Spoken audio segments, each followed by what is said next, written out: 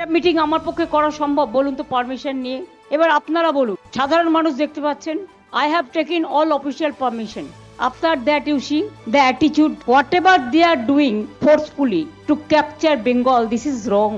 If they do it in my constituency, I was not here about 1 month. I was in Bengal.